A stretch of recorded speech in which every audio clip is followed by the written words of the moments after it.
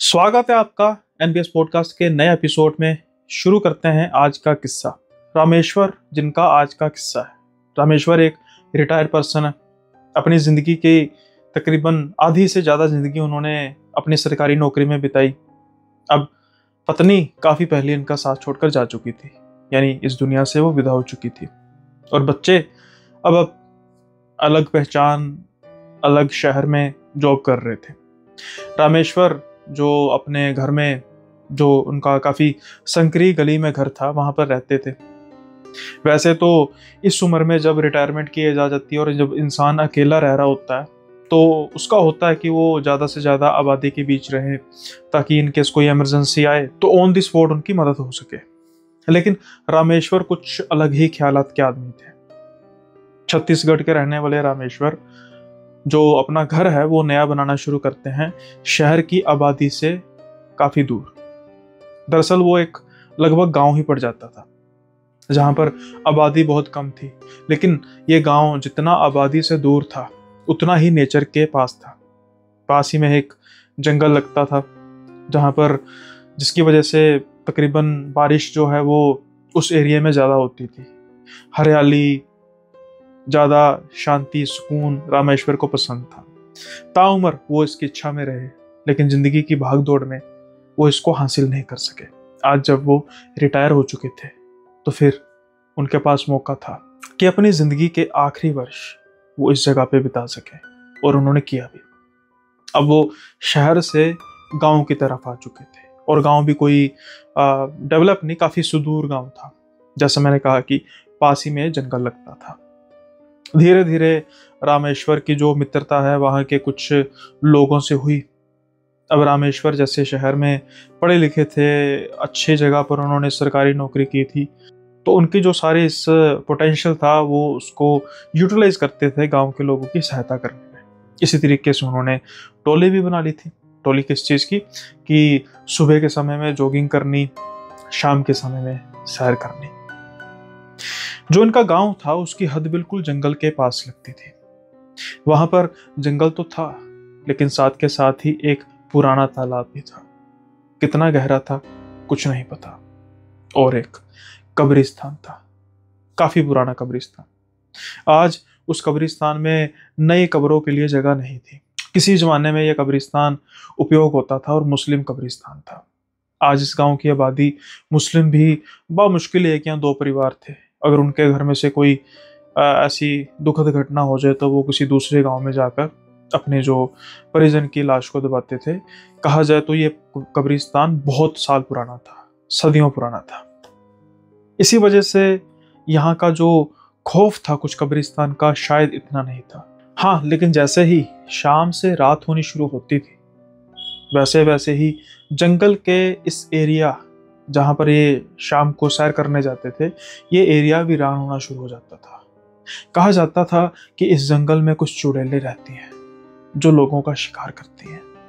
ना ही सिर्फ शिकार करती हैं बल्कि ऐसा काला जादू करती है कि जिसका भी शिकार होता है वो तो खत्म हो जाता है, लेकिन बाद में भुगतता है उसका परिवार, सारे का सारा परिवार। शहर में रहने वाले रामेश्वर को ये बातें अटपटी लगती थी। वो ये समझते थे कि हो सकता है कि गांव में जो ये जंगल है, यहाँ पर जो जंतु है, जीव जंतु है, जंगली जीव जंतु हैं, या फिर हो सकता है कि ये अड्डा हो चोरों का, लुटेरों का, और उन्होंने ही ये अफवाहें फैलाई हों। और भोले भाले गांव के लोग इसको चुड़ैल, भूत, पिशाच समझकर यहाँ इसकी तरफ, इस एरिया की तरफ जाते नहीं। जरूर इसका जो उपयोग होता होगा कुछ इलीगल काम के लिए होता होगा। आज नहीं तो कल ये साबित हो ही जाएगा। खैर, विषय रामेश्वर का ये नहीं था। उनको इस बात से कोई मतलब नहीं था। वो अपनी टोली के साथ जाते, और जो कब्रिस्तान था वो कब्रिस्तान कह सकते हैं कि जंगल की हद के साथ था। उसके बाद एक साथ में ही तालाब शुरू हो जाता था, यानी कब्रिस्तान की बाउंड्री और तालाब बिल्कुल साथ में ही सटे थे। फिर एक घुमावदार सड़क थी जो जंगल को और तालाब को अलग करती थी, और साथ में एक सड़क फिर घूम के जंगल की ओर चली जाती थी। ये उस सड़क के कुछ आगे तक जाते थे, क्योंकि वहां पर शाम के जब चिड़ियों की चहचहाहट होती थी तो वो इन सबके कानों को काफी अच्छी लगती थी, और इसीलिए ते रामेश्वर आए थे। शुरू शुरू में ग्रामीण लोग जो थे वहां तक जाने से भी डरते थे, लेकिन रामेश्वर के कहने के बाद धीरे धीरे उन्होंने हिम्मत करके वहां पे जाना शुरू कर दिया, और डर भी सबका जाता रहा। अब ये एक आम हो चुका था कि वहां तक ये जाएंगे और उसके बाद अपना जो भी रूटीन वॉक वगैरह करके वापस आ जाएंगे। जंगल के उस हिस्से तक तो कोई भी किसी को खौफ नहीं रहा, जहां पर वो पुराना तालाब भी था और पुराना खंडर कब्रिस्तान भी, जहां कोई, मैंने कहा किस्सा तो नहीं था, लेकिन जो कब्रों की हालत थी, उनकी दशा या यूं कहे कि दुर्दशा हो चुकी थी, उसको देखकर डर तो जरूर लगता था। रामेश्वर का यहां आना शायद किसी बात की पुष्टि करना था। क्या किस्मत उनको खास तौर पर यहां पर लेकर आई थी? हो सकता है, क्योंकि आज से पहले सिर्फ बातें सुनी गई थी, चुड़ैलों की, प्रेतों की। किसी ने भी उनको देखा नहीं था। हाँ, कई बार लाशें मिलती थी बुरी हालत में, खास तौर पर उन लाशों में से एक चीज गायब होती थी, और वो होता था दिल। आज तक कई दशकों में जितनी भी गिनी चुनी लाशें वहां पर मिली, ऐसा नहीं है कि आए दिन मिलती थी, लेकिन जितनी भी मिली उनमें से एक बात जरूर कॉमन होती थी, उनका दिल गायब होता था। ये जो थी चीज इस बात पर पूरी तरीके से इस बात का इशारा करती थी कि ये काम किसी जीव जंतु का नहीं है, बल्कि किसी चुड़ैल, भूत, पिशाच या किसी शायद खौफनाक तांत्रिक का है। हालांकि जब से रामेश्वर यहाँ पर आए थे उन्होंने किसी भी लाश की खबर नहीं सुनी थी, तो जब तक यूं कहें कि आंखों देखी ना हो तब तक वो विश्वास करने वाले इंसान नहीं थे। जैसे जैसे समय बीतता जा रहा था वैसे वैसे इनकी यारी पक्की हो चुकी थी। अब तो बस ये एक साथ ही घुमा करते थे, लेकिन एक बार जो इनके साथ इनकी टोली थी वो तकरीबन आपस में रिश्तेदार थे, तो उनके किसी दूसरे गांव में शादी थी। अब जैसा मैंने कहा कि मित्रता बढ़ चुकी थी, उसके नाते इन्होंने भी न्योता दिया रामेश्वर को, लेकिन रामेश्वर तो इनके साथ खुले थे, उस परिवार को तो जानते नहीं थे, इसलिए किसी बहाने से उन्होंने मना कर दिया। गांव की शादी थी, एक दिन वाला काम नहीं था कि रात को जाएंगे, रिसेप्शन अटेंड करेंगे, वापस आ जाएंगे। यहाँ पर 3-4 दिन पहले जाया जाता है और कम से कम 2-3 दिन बाद आया जाता है वापस। मोटा मोटा कहें कि हफ्ता तो लग ही जाता है। इसलिए अब एक हफ्ता रामेश्वर को बिना सैर के रहना पड़ना था। सुबह के वक्त तो वो अकेले चला जाते थे, लेकिन शाम के वक्त वो उस साइड पे जाते नहीं थे अकेले। ऐसा नहीं था कि वो डरते थे भूतों से, प्रेतों से, उनको डर था बस चोरों का, लुटेरों का, और ज्यादा कुछ नहीं। और साथ के साथ ही सर्दियां आ चुकी थी, जाड़ा शुरू हो चुका था। ये बात जो है वो तकरीबन 15-16 दिसंबर की है। धुंध पड़नी शुरू हो चुकी थी और अंधेरा काफी जल्दी हो जाता था। इसलिए रामेश्वर 1-2 दिन जो है वो उन्होंने जो शाम की जो जॉगिंग है या शाम की सैर है उसको उन्होंने अवॉइड किया।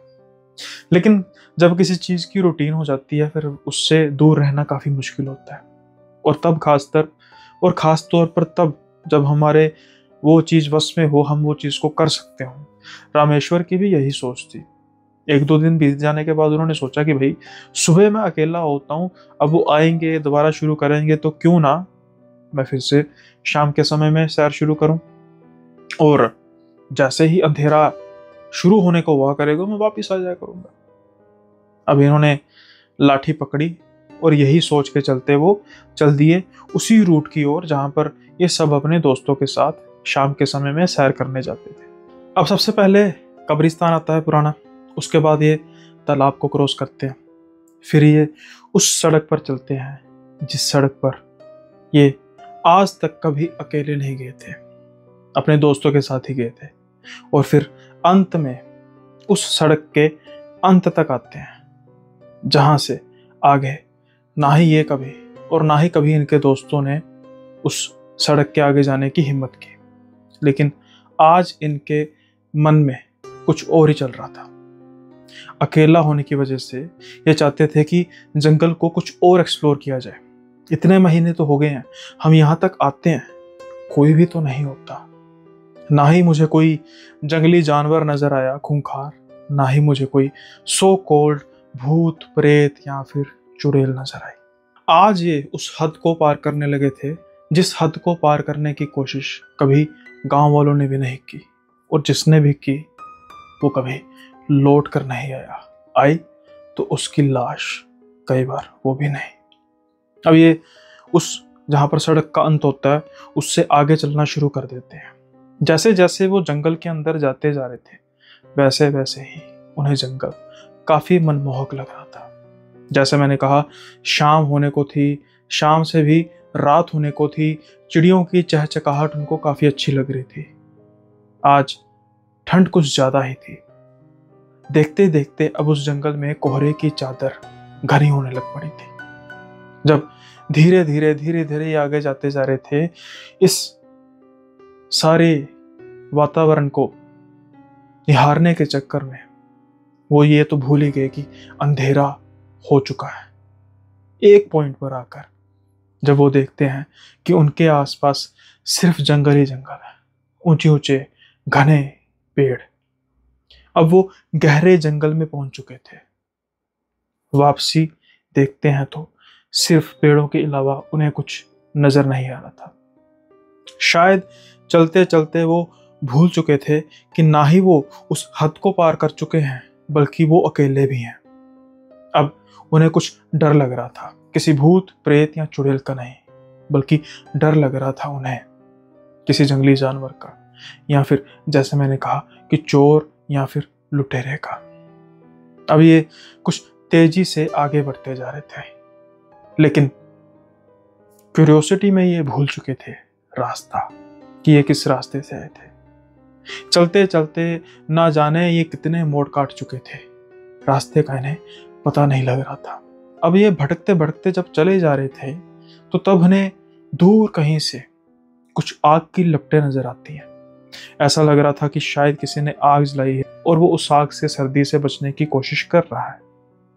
ये अब उसी ओर चलना शुरू कर देते हैं, लेकिन इनके मन में दो सवाल थे कि गांव वाले तो इस तरफ आते नहीं हैं, तो क्या फिर कुछ जंगल में लोग रहते हैं, या फिर कहीं मेरा शक सही तो नहीं है, कहीं ये लुटेरे तो नहीं है।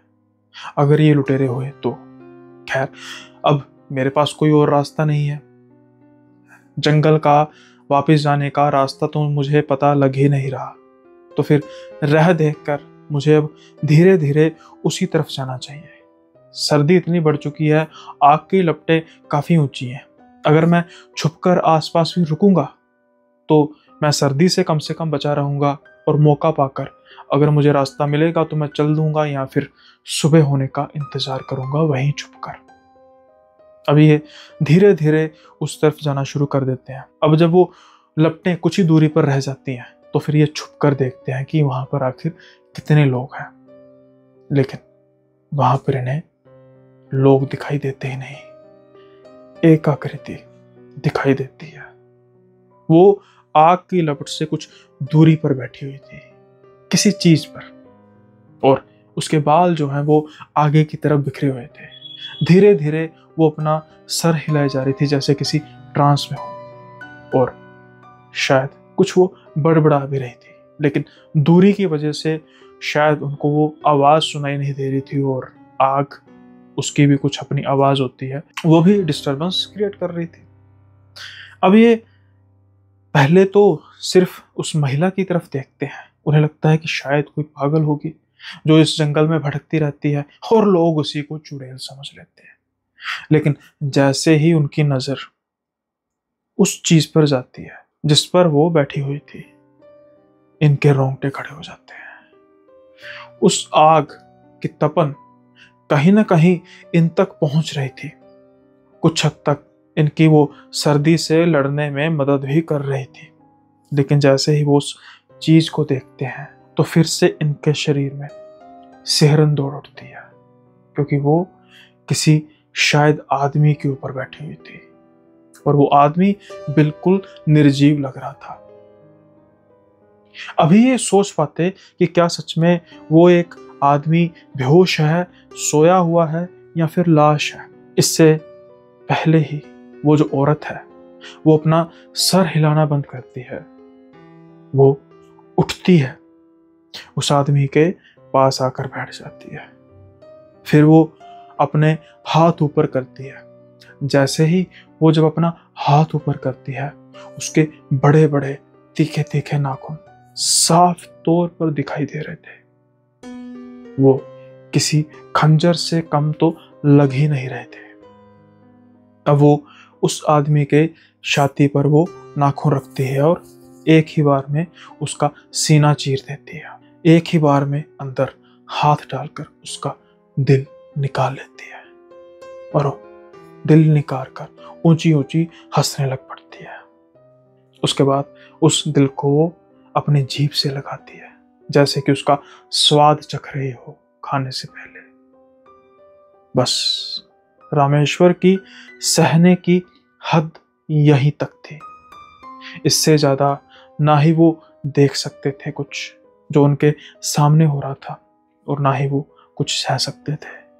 हाँ, इस बात का उन्हें पूरी तरह ज्ञात था कि अगर जरा सा भी उस औरत को, नहीं, चुड़ैल को, आज उन्हें भी विश्वास हो चुका था कि वो कोई औरत तो हो ही नहीं सकती।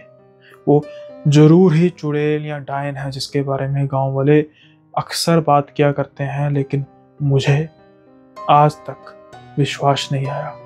मैं सोचता था कि जब आंखों से देखूंगा तो मानूंगा। आज आंखों से देख भी लिया और ना मानने वाली कोई बात रही ही नहीं। अब वो अपने पैर धीरे धीरे पीछे करना शुरू करते हैं, लेकिन जंगल था, कोई सड़क तो थी नहीं। अचानक उनका जो पांव है वो शायद किसी गड्ढे में पड़ता है। वो लड़खड़ा कर गिर जाते हैं। सर्दियों के दिन थे, जैसे मैंने कहा, पतझड़ चल रही थी, पत्ते सूखे हुए थे। ये उस चुड़ैल का ध्यान आकर्षित करने के लिए काफी थे। चुड़ैल को पता लग चुका था कि आज एक नहीं बल्कि दो दो शिकार होंगे। चुड़ैल ऊंची ऊंची हंस रही थी। उसके ऊंची ऊंची हंसने की आवाज जंगल में चारों ओर गूंज रही थी। ना ही सिर्फ वो रामेश्वर जी को, बल्कि आसपास रह रहे जानवरों को, पंछियों का दिल भी दहलाने के लिए काफी थी।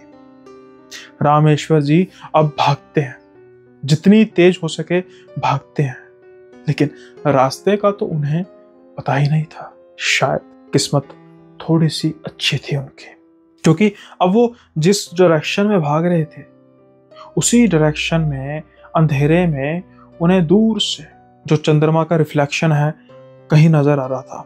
यकीनी तौर पर वो तालाब ही था। खुश होते हैं। इस डर के एहसास में भी उन्हें कम से कम इतनी खुशी होती है कि हाँ, शायद अब मैं बच जाऊंगा। जैसे ही मैं उस सड़क की तरफ पहुंचूंगा तो फिर मैं शायद बच जाऊंगा। बस मैं बिना मुड़े भागना चाहता हूं, क्योंकि जैसे जैसे वो भागते जा रहे थे वैसे वैसे चुड़ैल की आवाज, हंसने की आवाज और मुखर होती जा रही थी। लेकिन क्या इतनी जल्दी वो छूट जाते हैं? क्या जो उन्होंने इतनी बड़ी गलती की उसकी सजा इतनी छोटी थी? अगर चुड़ैल चाहे तो वो उनका खेल खत्म कर सकती थी, लेकिन शायद वो उनका खेल खत्म करने से पहले उनके साथ खेलना चाहती थी। अब जैसे ही रामेश्वर जी उस सड़क के पास पहुंचते हैं, जो उन्हें नजारा नजर आ रहा था वो बिल्कुल मिट चुका था। फिर से उन्हें आग की लपटें नजर आ रही थी, जैसे वो घूमकर फिर वही पहुंच चुके हैं जहां से उन्होंने भागना शुरू किया था। लगता है कि शायद उनका वहम था। अब वो फिर से दूसरी तरफ भागना शुरू करते हैं। कुछ देर तक भागते रहते हैं और उसके बाद फिर उन्हें वो रिफ्लेक्शन नजर आनी शुरू हो जाती है चांद की पानी की सतह पर। खुश होते हैं, लेकिन जैसे ही सड़क के पास पहुंचते हैं फिर से वही आग के लपटें और चुड़ैल की शैतानी हंसी। तीसरी बार भी यही होता है, लेकिन जितनी बार वो कर रहे थे, यानी जितनी बार वो मुड़कर वापस भाग रहे थे, उतनी बार उनकी स्पीड भी कम हो रही थी। वो थक भी रहे थे और उन्हें महसूस हो रहा था कि शायद उनके कंधे पर कोई बोझ है। अब वो अकेले नहीं भाग रहे, बल्कि उनके कंधे पर भी कोई बैठा हुआ है। चौथी बार जब वो उस पॉइंट पर दोबारा पहुंचते हैं, फिर से उन्हें पहले चांद की रिफ्लेक्शन पानी में दिखाई देती है, लेकिन जैसे ही वो बिल्कुल सड़क के किनारे पहुंचते हैं तो फिर से वो आग की लपटें और वो चुड़ैल की हंसी। लेकिन इस बार वो हिम्मत करते हैं, क्योंकि वो ये मान चुके थे कि बस अब वो बच नहीं पाएंगे। इसलिए वो रिस्क लेते हैं और चल पड़ते हैं आगे। जो होगा देखा जाएगा। अब जैसे ही वो उस सड़क की तरफ जाते हैं तो उन्हें तालाब नजर आ रहा था, यानी ये उस चुड़ैल का भ्रम था। अब वो मुड़ते हैं उस सड़क की ओर जो आगे जाके फिर लेफ्ट जाती थी और फिर मेन रोड पे चली जाती थी। लेकिन जैसे ही वो उस मोड़ पर पहुंचते हैं तो फिर से वही दृश्य। हिम्मत नहीं बची थी रामेश्वर जी के पास। उन्हें लगता है कि बस अब तो ये गए समझो। फिर उन्हें एक तरकीब आती है। वो चुड़ैल के हाथों मरने से बेहतर डूब के मर जाना पसंद करते हैं। वो सोचते हैं क्यों ना मैं इस तालाब में छलांग लगा दूं। अगर तालाब गहरा हुआ, मैं तैर ना पाया, जो कि उन्हें तैरना आता था, लेकिन गार होने की वजह से अगर वो तैर ना पाए तो कम से कम वो चुड़ैल के हाथों तो नहीं मरेंगे। और अगर शायद बच गए तो फिर वो कब्रिस्तान के पास जाएंगे। लेकिन कब्रिस्तान जो दिन में तो काफी सुनसान सन्नाटे वाला शांत लगता था, क्या रात में इतना था? आज तक कई सदियों से उस कब्रिस्तान में रात को कोई नहीं गया था। घटनाएं होने के चांसेस तो थे, लेकिन क्या रामेश्वर जी के पास कोई और चारा था? शायद नहीं। इसलिए वो बिना सोचे समझे उस तालाब में जंप लगा लेते हैं। शायद उनकी किस्मत अच्छी थी, वो तालाब गहरा था ही नहीं।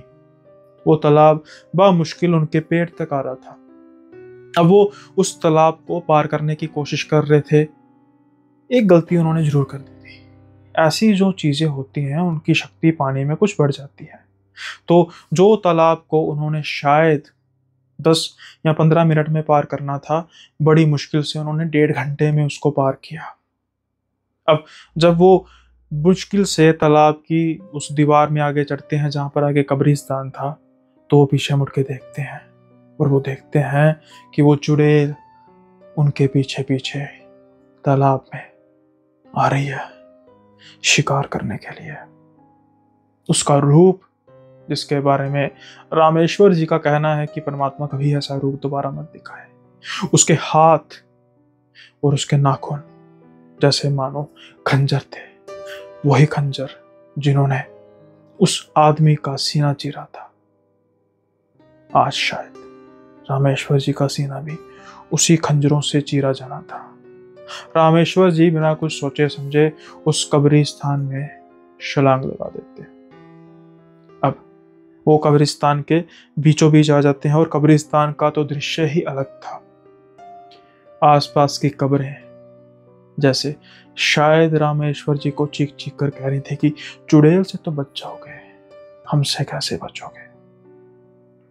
रामेश्वर जी बस कंपकपाते हुए उस दीवार की ओर देख रहे थे, शायद ना चाहते हुए भी अपनी मौत का इंतजार कर रहे थे। और फिर वो नजर आती है। धीरे धीरे एक हाथ पहले दीवार पर आता है, फिर दूसरा हाथ, फिर वो चुड़ैल दीवार पर बैठती है। वो रामेश्वर जी को देखकर ऊंची अट्ठास लगाती है। रामेश्वर जी बस समझ चुके थे कि उनका खेल खत्म। लेकिन ये क्या, रामेश्वर जी देखते हैं कि कुछ परछाइयां हैं जो उनके इर्द गिर्द घूम रही हैं। बड़ी बड़ी लंबी लंबी परछाइयां, उस चुड़ैल से तो कहीं लंबी। अब चुड़ैल शायद छलांग लगाने को ही थी। एक परछाई जो थी अचानक से एक झटका देती है और वो चुड़ैल फिर से पीछे हो जाती है। ऐसा कई बार होता है। जितनी बार वो चुड़ैल उस कब्रिस्तान में अंदर आने की कोशिश करती, उतनी बार कोई ना कोई परछाई उसको धक्का दे के पीछे की ओर धकेल देती। रामेश्वर जी की हालत वैसे ही पतली हो चुकी थी। पहले ही वो एक चुड़ैल के माया जाल में फंस चुके थे और भूल भलैया में भागे जा रहे थे, फिर पानी में 1-1.5 घंटा। इस वजह से वो इतना थक चुके थे और इतना उन्हें एक किस्म का पैनिक अटैक आ चुका था कि वो अब हिम्मत नहीं उनमें बची थी और वो शायद एक कब्र के पास ही बिल्कुल बस बेहोश हो जाते हैं, सो भी नहीं जाते, बेहोश हो जाते हैं। जहां तक उन्होंने देखा बस यही था। सुबह सूरज की धूप जब उनकी आंखों पर पड़ती है तो वो अपने आप को उसी कब्रिस्तान में पाते हैं, बिल्कुल शांत, सन्नाटा, कुछ नहीं। जब वो आसपास देखते हैं सबसे पहले तो बस भागने की करते हैं, घर आके नहाते हैं और फिर सारा सीन उनकी आंखों के सामने आता है कि कल रात उनके साथ क्या क्या हुआ। अब वो इस चीज को लेकर पहले तो शायद वहम में थे कि सच में क्या उनके साथ ऐसा हुआ था, लेकिन वो उठे तो कब्रिस्तान से ही। अगर सपना होता तो वो अपने घर से उठते, ना कि कब्रिस्तान से। तो जो भी है वो बिल्कुल सच ही है। इसलिए अब इस चीज का पता लगाने के लिए वो दिन के समय उस जंगल में जाते हैं, रिस्क लेते हैं। लेकिन दिन में तो रिस्क लिया जा सकता था क्योंकि वो उसी जगह पर जाना चाहते थे जहां पर उन्होंने उस रात आग जलती देखी थी और वो देख रहे थे कि शायद अगर कोई लाश है तो पुलिस को इत्तला करो। रिस्क लेते हैं, बड़ी मुश्किल से ढूंढते हुए वो जाते हैं क्योंकि जो रास्ते जहां पर वो आग लगी थी उसका तो उन्हें पता नहीं था, लेकिन वो आखिर इन्हें जगह मिल ही जाती है। लेकिन वहां पर था तो सिर्फ और सिर्फ आग का जो जला हुआ अलाव था, उसके अवशेष और हाँ, कुछ खून की बूंदें। लाश वहां पर कोई नहीं थी, लेकिन जो भी उन्हें प्रूफ मिले वो इस चीज को पूरी तरीके से साबित कर रहे थे कि कल रात को जो कुछ हुआ था वो सच हुआ था। उनका कुछ वहम नहीं था, हेलुसिनेशन नहीं था। सच थी वो लाश, सच था वो दिल और सच थी वो चुड़ैल। एक बात और उन्हें पता लगी कि जिस कब्रिस्तान में कोई नहीं जाता, उसी कब्रिस्तान की परछाइयों ने उनकी जान बचाई।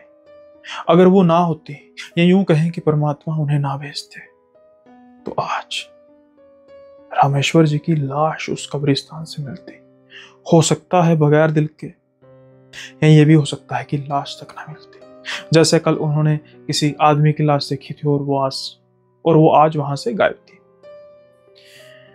रामेश्वर जी उस कब्रिस्तान में जाते हैं, कुछ वक्त बिताते हैं।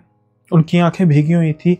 एक एक कब्र पर जाकर वो हाथ जोड़कर प्रणाम करते हैं क्योंकि भगवान ने उन मुर्दों को, उनकी आत्माओं को शायद एक फरिश्ता बनाकर रामेश्वर जी की मदद के लिए भेजा था। जब इनके दोस्त वापिस आते हैं तो वो इनको अपनी सारी बेवकूफ़ी की कहानी बताते हैं। इनके दोस्त भी संत थे, इनको डांटते भी हैं और बाद में वो भी उस कब्रिस्तान जाते हैं। आज उनका उस कब्रिस्तान को देखने का नजरिया भी बदल चुका था। उसके बाद फिर ये कब्रिस्तान को रेनोवेट करने की सोचते हैं, उसको पार्क बनाने की सोचते हैं, जो भी जगह खाली थी, और अपने दोस्तों की सहायता से उसको अच्छा सा पार्क बनाते हैं। अब आज भी ये रेगुलर सैर करने जाते हैं, उस सड़क के किनारे तक तो नहीं, वहां तक भी उन्होंने जाना छोड़ दिया। सिर्फ वो उस कब्रिस्तान तक जाते हैं, वहां पर पार्क में घूमते हैं। बच्चे भी होते हैं, महिलाएं भी होती हैं गांव की। आज वो कब्रिस्तान कोई खौफ का गढ़ नहीं बल्कि एक पार्क है जहां पर लोग अपने मानसिक तनाव को खत्म करने आते हैं, क्योंकि उस कब्रिस्तान में जो भी सोए हुए हैं वो नेक रूहें हैं, जिन्होंने मदद की, जिन्होंने जान बचाई रामेश्वर जी की। आई होप किस्सा आपको पसंद आया होगा। पसंद आया तो जो ये लाइक का बटन है इसको जरूर दबा दीजिएगा। साथ के साथ ही कमेंट में जरूर बताइएगा कि कैसा लगा आपको किस्सा, और अगर नए हैं चैनल पर तो सब्सक्राइब तो करना बनता ही है, साथ के साथ ही दबा के शेयर जरूर कीजिए। अब इससे पहले हम आगे बढ़ें, एक बड़ा ही जरूरी, बड़ा ही प्यारा मैसेज मैं आपसे शेयर करना चाहता हूँ। काफ़ी मैसेज हैं जो मेरे कमबैक यानी कि वीडियो फॉर्म में कमबैक के हैं, वो तो मैं सारे रीड करूँगा, उनको भी रीड करेंगे। लेकिन ऐसा नहीं है, मटेरियलिस्टिक नहीं है, मतलब कि कोई कुछ ऑफर कर रहा है तो मैं उस वजह से कर रहा हूँ। लेकिन एक इसलिए क्या एहसास होता है। तो हमारे भाई हैं भाई, रेगुलर व्यूअर भी हैं, इन्होंने अपनी कहानी भी मुझे बताई थी। नाम उन्होंने अपना डिस्क्लोज करने के लिए मना किया था, तो अभी भी मैं इनका नाम डिस्क्लोज नहीं करूंगा। जो स्क्रीनशॉट लगेगा विदाउट इनके नेम लगेगा, क्योंकि ये वैसे भी इन्होंने इंस्टा में किया था। तो अगला किस्सा जो है उससे पहले हम छोटा सा इसको रीड आउट कर लेते हैं। तो भाई कह रहे हैं कि हेलो सुनील भाई, congratulations for your 200th story.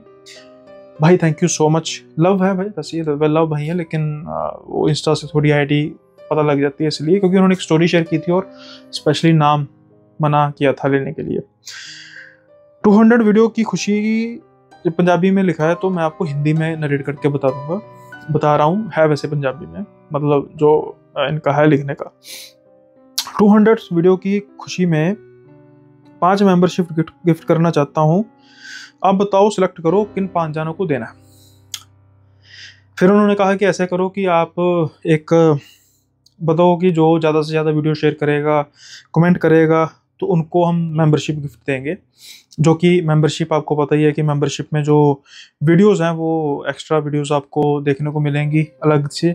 तो ये कह रहे हैं कि ये 5 मेंबरशिप 5 अलग अलग लोगों को प्रोवाइड करेंगे और उसका कुछ टास्क रखेंगे। लव भाई एक्चुअली मुझे ना इन चीज़ों का कुछ पता नहीं है कि कैसे शेयर को कैसे काउंट करेंगे, कितने लोगों को शेयर किया। कॉम्प्लिकेटेड हो जाएगा। मुझे सच कहूँ तो इतना इस चीज़ के बारे में पता नहीं है, लेकिन आप भी सुझाव दीजिए किन किन को। मतलब मेरे लिए तो भाई सभी मैटर करते हैं। जो गालियाँ निकालते हैं वो भी अलग तरीके से मैटर करते हैं। जो एक्सट्रीम हो जाते हैं वो तो पहले ही ब्लॉक है, उनका तो कोई सवाल ही नहीं है। वो सोचते होंगे कि सुनील शर्मा रिप्लाई नहीं करता, अब ब्लॉक हो चुके हैं। फॉर योर काइंड इन्फॉर्मेशन, जैसा मैंने कहा कि काफ़ी समय से मैंने किसी कमेंट का रिप्लाई नहीं किया। अब जब मैं दिल्ली जाऊंगा दोबारा पॉडकास्ट के लिए तो रास्ते में सबका मैंने रिप्लाई कर देना है। तो जो भाई भी नाराज हो चुके हैं कि भाई सुनील तो रिप्लाई नहीं करता, तो अब हमने कमेंट नहीं क्या करना, अब दोबारा से शुरू कर दीजिएगा। ऐसा कुछ खास नहीं है कि मैंने खास तौर पर मतलब जानबूझकर नहीं कर रहा था। तो लव जी की जो बात है, 5 मेंबरशिप का एक आधे वीडियो में मैं अनाउंस करता हूँ कि किस तरीके से हम उसको करेंगे। कुछ क्राइटेरिया रखेंगे, अगर वो क्राइटेरिया मेट होता है तो फिर उसके बाद हम देख लेंगे, है ना। तो थैंक यू लव जी, बहुत बहुत धन्यवाद। मतलब ऐसा नहीं है कि सिर्फ लव जी ने कुछ इस तरीके की ऑफर की है तो मैं उन्हें स्पेशली कर रहा हूँ। सभी को धन्यवाद जिन्होंने बहुत साथ दिया मेरी समस्या के दौरान। छोड़ा नहीं चैनल उन्होंने, देखते गए, शिकायतें भी की। और शिकायतें तो अपनों से ही होती है। मुझे खुशी होती थी कि आपकी शिकायत आती थी और मुझे भी इंतज़ार रहता था कि मैं जितनी जल्दी हो सके वापसी करूँ। तो लव जी देखते हैं कैसे करते हैं। मैं आपसे इंस्टा पे दोबारा करता हूँ कॉन्टैक्ट, क्योंकि मैंने आपको रिप्लाई इसलिए नहीं किया कि मैं अभी डिसाइड नहीं कर पा रहा कि किस तरीके से करें। तो देखते हैं कैसे करना है। अब हम बढ़ते हैं अगले किस्से की ओर। अब जो अगला किस्सा है वो रश्मि जी का। रश्मि जी कहती है कि वो जब से उनकी शादी हुई है तो उनके जो पति हैं वो उनकी जो जॉब है वो तकरीबन कुछ उन्हें 7 बजे घर से निकलना पड़ता है, क्योंकि जो उनकी नौकरी है जहाँ पर उनकी लोकेशन है वो तकरीबन 2 घंटे की दूरी पर है। तो अपने परिवार को वो छोड़ नहीं सकते, तो इसलिए वो अप डाउन करते हैं। तो जैसे 9 बजे ऑफिस लगेगा तो वो 7 बजे तो निकल ही जाते हैं और वापसी भी फिर उस हिसाब से लेट आते हैं। लेकिन जब से इनकी शादी हुई है तो इनकी रूटीन जो है वो ये है कि इनको एटलीस्ट 4:30 बजे उठना पड़ता है। उसका रीज़न ये है कि इनके जो पति हैं कुछ ज़्यादा ही फरमाइशी हैं, तो वो हर रोज़ सुबह सब्जी जो है या कुछ भी जो रोटी है जिसे कह सकते हैं, उसके साथ खाने वाली सब्जी दाल कुछ भी उन्हें फ्रेश चाहिए होता है। तो फिर उन्हें सुबह उठकर सब कुछ मेहनत करनी पड़ती है। कई बार मैंने आपसे डिस्कस किया है कि कुछ ऐसी हवाएं होती हैं, ऊपरी हवाएं होती हैं जो भटकती रहती हैं आसपास और अपनी एक जगह तलाशती रहती हैं, और कई बार हमारा डर उनकी वो जगह को पुख्ता कर देता है। रश्मि जी शायद ऐसे ही एग्जाम्पल थे। एक सुबह की बात है, कुछ तकरीबन 4:30 बजे का टाइम था और ये घनघोर सर्दियां थी। जनवरी का शायद पहला हफ्ता था।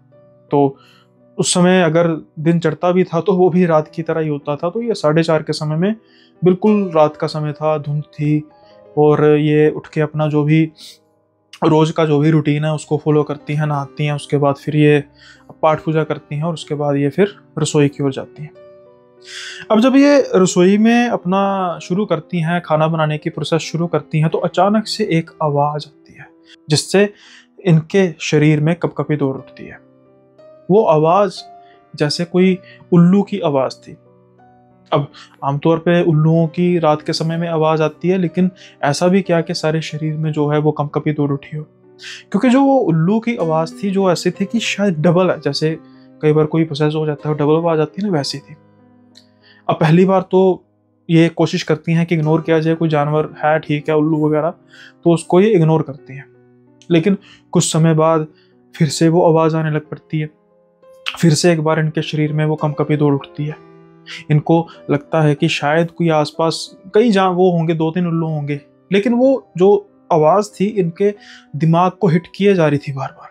और वो आवाज जिस तरफ से आ रही थी, इनकी जो रसोई थी उसके पीछे पीछे की तरफ लॉबी जो होती है वहां पर एक खिड़की थी, दूसरी तरफ एक बड़ा सा पेड़ था, शायद वहीं से आ रही थी। अब जब ये कुछ देर तक देखती हैं, मतलब सुनती रहती हैं, इरिटेट होती हैं, सोचती हैं क्यों ना मैं इसको भगा दूं, तो ये जल्दी से लॉबी की तरफ जाती हैं, खिड़की खोलती हैं और देखती हैं उस पेड़ की तरफ कि अगर कोई उल्लू वगैरह है तो मैं इसको भगाऊं। लेकिन वहां पर कोई उल्लू था ही नहीं, आवाज फिर से आ रही थी। अब ध्यान से देखने पर उन्हें ऐसा महसूस होता है कि वहां पर कोई उल्लू नहीं बैठा, कोई आदमी नुमा चीज बैठी हुई है, बिल्कुल काली। उसकी सिर्फ आंखें चमक रही हैं और आवाज उसी से आ रही है। ये जब देखती हैं तो बस स्टैचू ही बन जाती हैं, मूर्ति ही बन जाती हैं। लेकिन अचानक उस जो भी वो चीज थी उसका ध्यान इनकी तरफ जाता है। जैसे ही इनकी तरफ जाता है वो नीचे उतरती है और धीरे धीरे जानवरों के जैसे वही आवाज निकालती हुई इनकी तरफ आना शुरू कर देती है। मैंने जैसा कहा, डर गए तो मर गए। एक और बात कही थी कि रश्मि जी डर चुकी थी। शायद ये कोई ऊपरी हवा थी, कोई ठिकाना ढूंढ रही थी। इन्हें ठिकाना शायद मिल भी गया। रश्मि जी इतना डर चुकी थी कि वो तो बस अपनी जगह पर, जैसा मैंने कहा, कि मूर्ति बन के रह गई थी। धीरे धीरे वो चीज इनके पास आती जा रही थी, वैसे वैसे ही वो आवाज भी भयानक होती जा रही थी।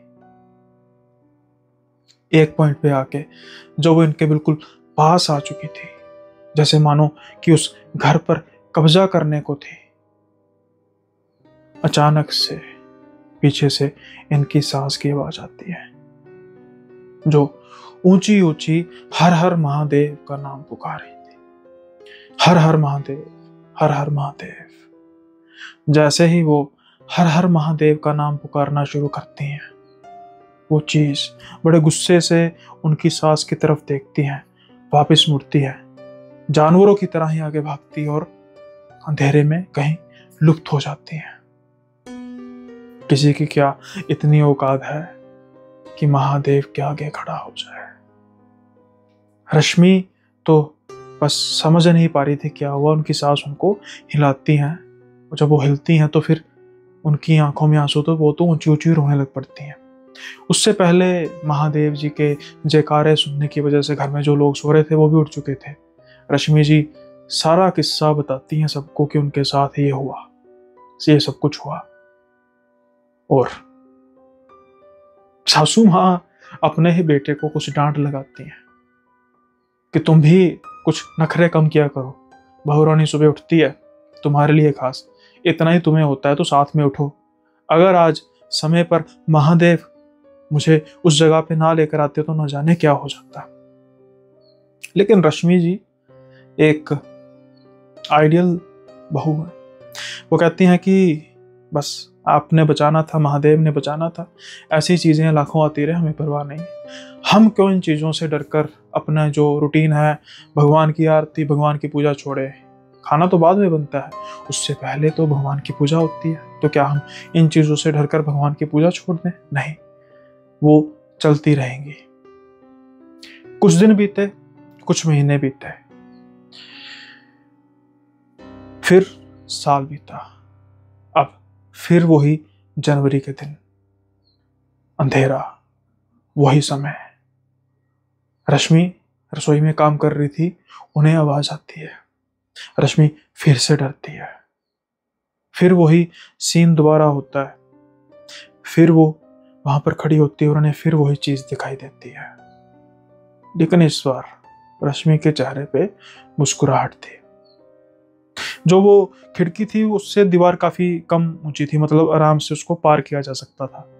इस बार जब वो चीज दोबारा नीचे आती है जमीन पर, जानवरों के जैसे चलना शुरू करती है, तो उससे पहले ही रश्मि उनकी तरफ जाना शुरू करती है और ऊंची ऊंची कहती है, हर हर महादेव, हर हर महादेव। और वो चीज गायब हो जाती है। उसके बाद फिर साल बीतता है, जनवरी फिर आती है, लेकिन वो चीज दोबारा नहीं आती, क्योंकि उसको पता लग चुका था यहां कम से कम दाल नहीं करेगी। इसलिए एक बार आप भी, मैं ये नहीं कहूंगा कि कमेंट में लिखिए, अपने मन में कहिए हर हर महादेव। मिलेंगे अगले एपिसोड में नए किस्सों के साथ। तब तक के लिए बाय बाय, अपना ख्याल रखिएगा।